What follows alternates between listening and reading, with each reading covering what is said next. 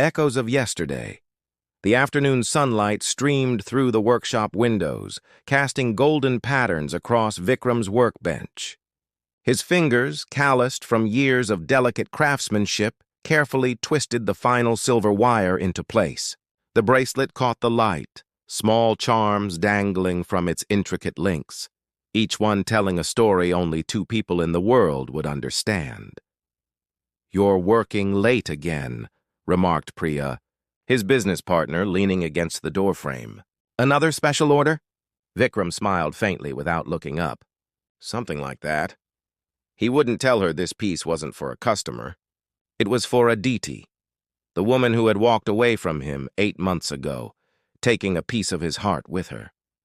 Tomorrow was her birthday, and despite everything, he couldn't let it pass unmarked. Their relationship had blossomed during university, he studying fine arts while she pursued economics. They were an unlikely pair, Vikram with his dreamer's soul and artist's hands, Aditi with her practical mind and ambitious spirit. For 3 years, they had built a world together, navigating the choppy waters of different family expectations and divergent futures. "Your parents will never approve," she had told him once, curled against his chest in their favorite corner of the university library. "They want you to take over the family import business, not make jewelry." "And yours want you to marry a banker or doctor," he had replied, kissing her forehead. Yet here we are. But graduation changed everything. Reality intruded on their carefully constructed sanctuary. Aditi's parents introduced her to suitable matches, while expressing disapproval of the artistic boy with no real prospects. Meanwhile, Vikram's family pressured him to abandon his hobby and join the family business. Aditi had tried to stand firm, but the constant pressure wore her down. Their conversations grew tense, filled with unspoken fears about the future. Then came the job offer for her, a prestigious position at a multinational firm, her parents' pride, and the final wedge between them.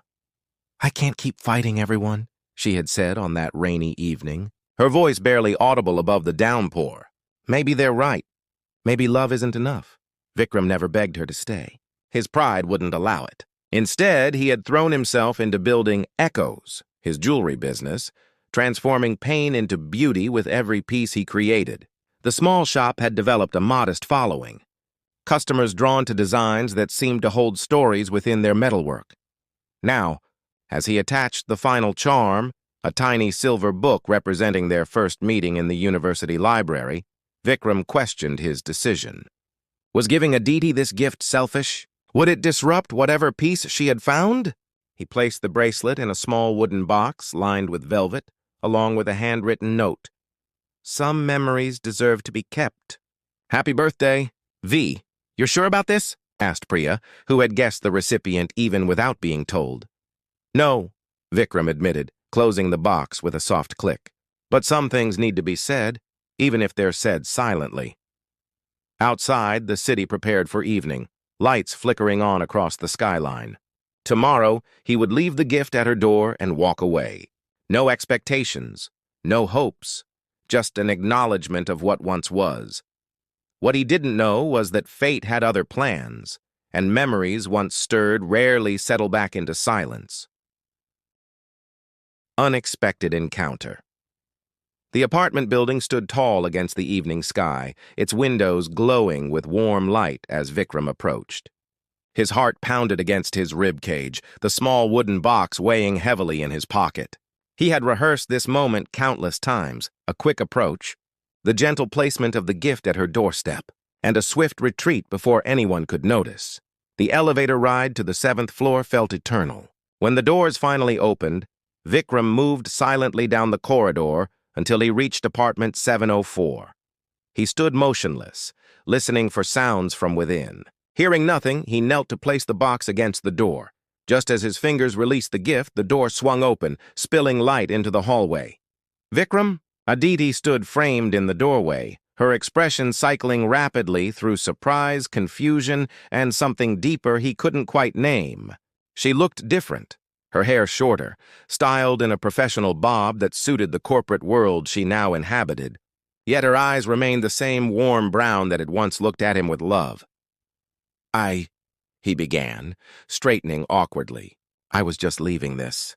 She glanced down at the wooden box, recognition flickering across her features. Today's my birthday. I remembered. An uncomfortable silence stretched between them, 5 feet of physical space bridging 8 months of absence. Aditi bent to pick up the box, her fingers tracing its carved surface. Would you like to come in? She asked, her voice soft but uncertain. Just for a minute? Against his better judgment, Vikram nodded and followed her inside. The apartment was tastefully decorated in neutral tones, so unlike the colorful chaos they had once shared in their university days. Family photos lined a shelf, including one of Aditi with her parents at what appeared to be a formal function. I've seen your shop in magazines, she said, gesturing for him to sit. You're doing well. Well enough, he replied. And you? The corporate world treating you kindly? It's... She hesitated. Everything my parents hoped it would be. The unspoken words hung between them. But is it what you hoped it would be? Aditi carefully opened the box, her breath catching as she lifted the bracelet. Each charm caught the light. The tiny silver book, a miniature paintbrush, a small crescent moon like the one tattooed on her ankle, a coffee cup representing their favorite cafe. You remembered everything, she whispered, eyes glistening. Some things can't be forgotten, Vikram replied simply. She slipped the bracelet onto her wrist, watching as the charm settled against her skin. It's beautiful, Vikram. Thank you. The moment stretched between them, filled with unspoken words and missed opportunities. Vikram could see the conflict in her eyes, the questions she wanted to ask but couldn't form. The sound of a key in the lock shattered the moment. Babe, sorry I'm late. Traffic was... The man who entered stopped abruptly, his eyes narrowing as he took in the scene. Tall and impeccably dressed in a tailored suit, he radiated the confidence that came with privilege and success. Rohan, Aditi said, rising quickly. This is Vikram, an old friend. Vikram, this is Rohan. Rohan's gaze fixed on the bracelet adorning Aditi's wrist, then shifted to Vikram with unmistakable recognition. Vikram, I've heard your name before. The temperature in the room seemed to drop several degrees. I was just leaving, Vikram said, standing. Happy birthday, Aditi. What's this? Rohan asked, nodding toward the bracelet. A birthday gift, she replied, her voice suddenly tense. From an old friend. Rohan stepped closer to Aditi, placing a possessive hand at the small of her back. How thoughtful. Though I think my gift might be more practical. The reservation at Amaya is for 8. We should get ready. Vikram moved toward the door, desperate to escape the suffocating atmosphere. It was good seeing you, Aditi. As he reached the threshold, her voice stopped him. Vikram. He turned. Hoping for what, he wasn't sure. Thank you, she said simply, her eyes communicating what her words could not. With a nod, he left, closing the door behind him. As he walked to the elevator, he could hear the muffled sound of voices rising in what seemed to be the beginning of an argument. The night air hit him like a physical force as he exited the building. He had expected to feel closure, perhaps even relief at having made this final gesture. Instead, he felt as though he had reopened a wound he'd spent months trying to heal. What he didn't know was that 7 floors above, Aditi was standing by her window, watching his retreating figure. The bracelet clutched tightly in her hand as Rohan's questions filled the room behind her. Ripples of truth, the week following the unexpected encounter passed in a blur for Vikram. He threw himself into work, creating pieces with a fervor that both impressed and concerned Priya. His fingers shaped metal as if trying to reshape reality itself, each completed piece more intricate than the last. You need to talk about it, Priya finally said on Friday evening as they closed the shop. Whatever happened at Aditi's place is eating you alive. Vikram placed the last display tray in the safe. Nothing happened. I gave her the gift, met her boyfriend, and left. And yet you haven't slept properly in days. He couldn't deny it. The image of Aditi looking at the bracelet, the flash of recognition in her eyes, the unspoken words between them, all haunted him in the quiet hours of the night. Across town, Aditi sat in her office, staring at the spreadsheet on her computer screen without really seeing it. The bracelet lay hidden in her desk drawer, taken off after a tense evening with Rohan, but unable to be truly abandoned. Who keeps jewelry from an ex? Rohan had demanded that night. Especially one who shows up unannounced at your door? It's just a birthday gift, she had replied, though they both knew it was more. The argument had escalated, revealing insecurities on both sides. Rohan, for all his confidence, feared he was simply the practical choice, not the one who held her heart. Aditi, caught between past and present, couldn't honestly reassure him otherwise. They had reached an uneasy truce, but the foundation had cracked. Each morning since, she had found herself opening the drawer to look at the bracelet, tracing the charms with her fingertip, remembering. On the other side of the relationship, Rohan sat in his corner office, staring out at the city skyline. His administrative assistant had just placed another coffee on his desk. Concerned by the dark circles under his eyes, "Thank you, Neha," he said absently.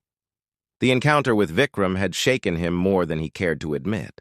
He had always known about Aditi's ex, the artistic boyfriend her parents disapproved of, but seeing him in person had made the ghost real. The way Aditi had looked at Vikram, with history in her eyes, had planted a seed of doubt that was rapidly growing. Rohan had everything on paper: the right family, the right career, the right future. He and Aditi made sense together. Their parents were delighted, their colleagues envious. Yet in that moment when Vikram stood in their apartment, Rohan had glimpsed something he couldn't provide, a connection forged through shared struggle and genuine passion. That evening, as rain pelted against windows across the city, all three found themselves at personal crossroads. Vikram sat in his workshop, sketching designs that inevitably evolved into memories of Aditi. Rohan stood in his luxury apartment, looking at the engagement ring he had purchased, now questioning everything, and Aditi, in a quiet cafe, turned the bracelet over in her hands, each charm a reminder of a choice made and a path not taken. The cafe door opened, bringing a gust of wind and a familiar figure. Aditi looked up to see Priya, Vikram's business partner, shaking raindrops from her umbrella. Their eyes met across the room, recognition immediate. "May I join you?" Priya asked, approaching Aditi's table. Aditi nodded, sliding the bracelet back into her purse. "How did you know I would be here?" Priya smiled sadly. "Because this was your thinking place." Vikram mentioned it once. The two women, connected by one man yet strangers to each other, regarded each other carefully. "He's not doing well," Priya said finally. "And judging by the fact you're sitting alone in your old cafe with that bracelet, neither are you." "It's complicated," Aditi replied. "Love usually is," Priya said. "But pretending it doesn't exist doesn't make it simpler." As rain continued to fall outside, washing the city clean, the conversation between the two women would set in motion events that none of them could have anticipated. Crossroads Sunday afternoon brought unexpected sunshine after days of rain. Aditi walked slowly through Jubilee Park, the conversation with Priya still echoing in her mind. Around her, families picnicked on damp grass. Children chased each other with shrieks of laughter, and elderly couples sat on benches watching the world go by. "He never blamed you," Priya had told her that rainy evening. "He understood the pressure you were under." "Understanding doesn't make it right," Aditi had replied, guilt weighing heavily on her shoulders. "Maybe not, but it makes it human." Now, as Aditi approached the small lake at the center of the park, she spotted a familiar figure sitting on a bench, sketching. Her heart stuttered in her chest. Part of her wanted to turn and walk away before Vikram noticed her, but a stronger impulse pulled her forward. "Is this seat taken?" she asked softly. Vikram looked up, surprise clear in his eyes. "Aditi, what are you doing here?" "Thinking," she replied, sitting beside him. "And you're sketching." "Some things never change." He closed his notebook with a small smile. "Some things do." They sat in silence for a moment, watching ducks glide across the water's surface. Aditi noticed the dark circles under his eyes, the slight tension in his shoulders. I spoke with Priya, she finally said. I know. She told me. Another silence, more comfortable this time. The bracelet is beautiful, Aditi said. I've worn it every day since you gave it to me. She extended her wrist to show him. But not when Rohan is around, Vikram observed quietly. She couldn't deny it. Things with Rohan are strained right now. Because of me? Because of us, she corrected. Because I've been living the life everyone expected of me, and I'm not sure it's the one I want. Across town, Rohan sat in his parents' elegant dining room, picking at his lunch while his mother discussed wedding venues and his father talked about the partnership position awaiting him at the family firm. The Medas will be thrilled with a spring wedding, his mother was saying. Aditi will make such a beautiful bride. Rohan put down his fork. I haven't proposed yet, Mother. His father waved dismissively. A formality. Her parents are already on board. It's a perfect match. Her economic background, your legal expertise. Your children will have every advantage. The word advantage echoed in Rohan's mind. He had always taken pride in his advantages, the best schools, the right connections, the clear path to success. But sitting here, listening to his parents plan his future with such certainty, he wondered if the greatest advantage in life might be finding someone who looked at you the way Aditi had looked at Vikram. Back in the park, Aditi and Vikram walked slowly around the lake, careful to maintain a friendly distance between them. My parents called yesterday, Aditi said. They heard from Rohan's mother about trouble between us. My father reminded me how fortunate I am to have found someone so suitable. And what do you think? Vikram asked. She stopped walking, turning to face him fully. I think I've been a coward. I let fear dictate my choices. Fear of disappointing my family, fear of an uncertain future. We were young, Vikram offered. Young people are allowed to make mistakes. Was loving you a mistake? She asked, her voice barely above a whisper. Before he could answer, her phone rang, Rohan's name flashing on the screen. With an apologetic glance, she answered. I need to see you, Rohan said without preamble. There are things we need to discuss. As she ended the call, Aditi felt herself standing at the intersection of past and future, duty and desire, safety and risk. The choice she made next would alter the course of not just her life, but the lives of two men who represented such different visions of love. I have to go, she told Vikram. He nodded, understanding in his eyes. Whatever you decide, Aditi, make sure it's what you want, not what others want for you. As she walked away, the bracelet caught the sunlight. Each charm a reminder of a shared past and possibly a future waiting to be reclaimed. The art of letting go. The gallery hummed with conversation and the gentle clink of champagne glasses. Echoes, a journey through memory. Read the banner stretched across the entrance, announcing Vikram's first solo exhibition. Each display featured jewelry paired with paintings, his newest creative evolution. 3 months had passed since that day in the park. 3 months of change, growth, and painful honesty. Vikram moved through the crowd, accepting congratulations with quiet grace. His latest collection had already garnered attention from critics and collectors alike, praised for its emotional depth and technical brilliance. Yet, amid the success, his eyes frequently drifted to the gallery entrance. She'll come, Priya said, appearing at his side with 2 glasses of champagne. Give her time. Across the city, Aditi stood before her mirror, the invitation to Vikram's exhibition propped against her lamp. The woman reflected back at her looked different from the corporate professional of months past. Her hair longer, her clothes more colorful, her eyes clearer. The bracelet still adorned her wrist, joined now by other pieces she had created herself in the jewelry-making class she had impulsively enrolled in. Small steps toward reclaiming the parts of herself she had sacrificed on the altar of expectations. Her conversation with Rohan that day after the park had been one of the most difficult of her life. I saw you with him, Rohan had said when they met at their favorite restaurant. In the park. She hadn't denied it. We were talking. About what? About honesty. About choices. Instead of anger, Rohan's face had shown resignation. I've always known, I think, that I was the choice your parents wanted you to make. I cared for you, she had insisted. I still do. But not the way you care for him, Rohan had replied, then surprised her by adding, and not the way I deserve to be cared for either.